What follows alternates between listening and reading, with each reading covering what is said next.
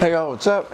Spencer Pratt. Ryan Downs. And we are real life real estate investors here in Dallas, Texas. And today we want to go over a pre-foreclosure lead that we took pretty much all the way through, except it all fell apart. Yeah. And we want to go through how it fell apart and just talk about it so we can show y'all the reality of this, because no one else shows you guys this stuff. That like the contracts fall through. People will stiff you. They'll flake, they bail, they're especially with pre-foreclosures, it's any excuse under the sun, and that's just kind of how it is.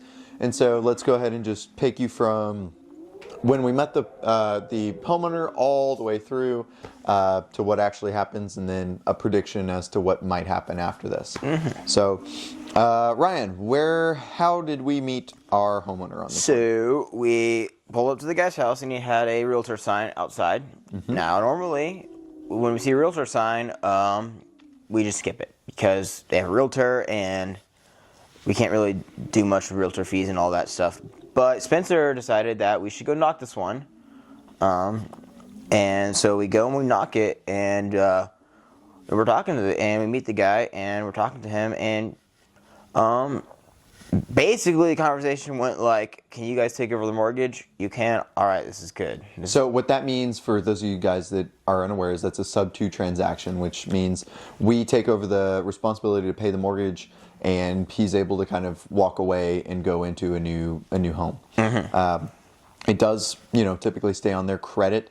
However, positive payment history is oftentimes far better than where they're currently at. Yes.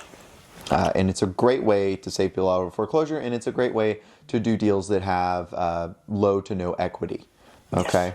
Yes. And so, in some cases you can sell that on a secondary mortgage, such as a wrap or whatever. That's super technical, and we can obviously do a whole video going through all that stuff. But for today, let's just get back to it. Yeah. So we meet with the seller. We'll call him Mike, and Mike basically tells us, "Hey man, I just want to get out of this house, and can you guys kind of make that happen?" And to be honest, I was pretty alarmed. I was like, yeah, like when you want to meet up and do the papers, because I can make this thing happen right now. And we decided that we would come back Monday, and so we come back on Monday and we meet up with Mike, and things are going pretty good. We go inside the house, we meet up with him, we kind of just talk things over, we see where he's at, we assess the situation, we get, obviously the reinstatement amount, because the mortgage is behind, it's, under foreclosure. We get the reinstatement amount, what else was it? The monthly mortgage payment, and, from there we can kind of calculate the total amount in arrears, including realtor's costs, to get this mortgage back on the road and, to hopefully help him move on. And then, Mike had been preparing a little bit. He had been starting to move some of his stuff. By the time we got there, he had essentially told us that he'd already said his goodbyes to the house, and he was in the mindset of, okay, I am not going to keep this house. I'm prepared to move away from it, which is great for us because that is... Yeah, so like mentally, bro, I was sitting there thinking like, dude, this is right. Like, this is it's just one of those, like, they almost throw it at your bat. You know what I'm saying? Like, yeah, it's one of the, you're getting walked. Most of the time when you go to they want to keep the house. They're not prepared to leave it. But this is one of those where it was like, wow, all right, ready to leave the house. Work. Yeah. We met up with it. We took the pictures of the house, walked around it. And, we're sitting there and we've got this one roadblock, which is the realtor. Right. And so before we go any further here, let's say that, like, look, I'm not anti-realtor. They are awesome. And there's a ton of realtors out there that do a great job and anything. It's just, in this case, we're not really in need of her services. And so we don't feel it fair for us to have to pay for her services.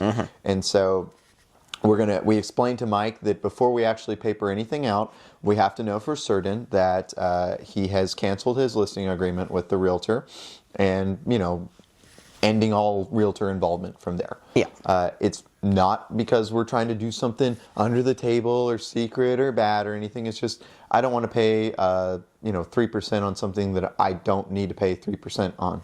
That's just money out the door. And if you have to do that, in a lot of cases, I think it kills deals. Now, look, there is tons of investment strategies out there that can be done with realtors, and there are tons of awesome realtors out there. So, like, I cannot stress that enough. Just in this one case, we didn't need the realtor. No. So he calls her, and we get all the way to the point where, and this is like 5 hours. Yeah, so keep in mind, in the time of this, we've been building solid rapport with this guy. He was very much on our side and eager to work with us, wanted to work with us. We watched an entire movie with him.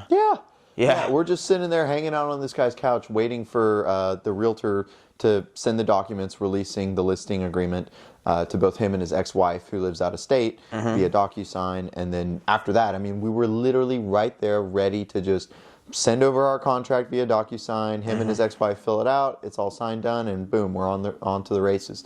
But the realtor, she stalled. And I mean, we got to the point where it was like 5 or 6 o'clock. And so we were like, you know what, man, we'll just go run some other errands here in Fort Worth, and then we'll come back and talk to you. And so we end up doing that, right? We went and walked around the stockyards for a while, and then we come back at 8 p.m. like we said we would. And he wasn't there. So that's kind of mentally, for me, that's red flag number one, right? Is, okay, well, we're already kind of not honoring what we agreed on. And so you kind of keep that mental checklist of things like that. And so, you know what, that's fine, that's whatever. We call him, she hasn't sent it over. And so we're like, all right, well, we'll be back out here, or at least follow up with him over the phone Tuesday. And so by Tuesday, we find out that she has, in fact, released the listing, and now he's going to go with someone else. Yeah. So I want to really, like, if we're breaking this down like we were in a sports game or whatever, like, what's the biggest takeaway here, right? And that is, you cannot leave, no matter how uncomfortable it may be. Anytime you have to leave that house and come back before you have your contract signed, you're going to encounter problems. It's a risk. That's a big risk. It's a very big risk. Yeah, because there's always a chance that you come back and that opportunity is gone. On the flip side of it, I'm very grateful for the opportunity to, just get more reps at dealing with sellers, explaining our process, explaining how we can help, and all of that. And then, at the end of the day, it didn't actually pencil out to being a very good deal numbers-wise. So I'm not really tripping about it, but at the very least, I want to make this video, and explain everything. And just lessons learned, man. That's all it is it's just lessons learned. Yeah, and it's important to, not mentally count that as a loss, because it really isn't. No, it's not. It's not. At the end of the day, it was another repetition and practice of, what we do.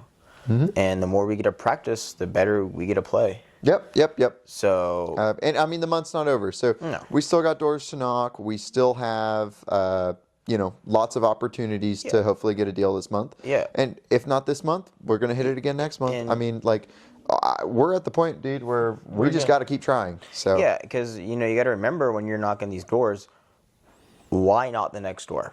Yep. Why not the next door? Why is that not the deal? Because that is very important, very man. much be the next door. Like that, like literally this one, we were almost not going to knock it. Yep. But you never know, and you just got to go. You don't know.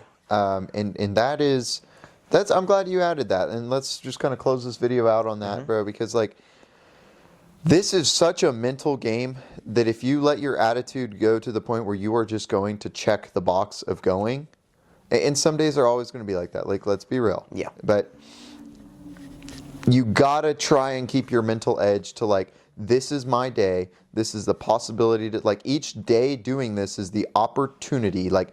Today might be the day I make it big in this. Today might be the day I catch my break. Today might be that day. And until it's not, it has that potential of being. Every single day has the potential of that. Yeah. And eventually it will be that day when you're ready for it. So just keep getting after it, keep hammering it, whatever you got to do. I'm glad we made this video, man. Yeah, man, it's a good video. So y'all take care. This All was right. the story of how our deal fell apart.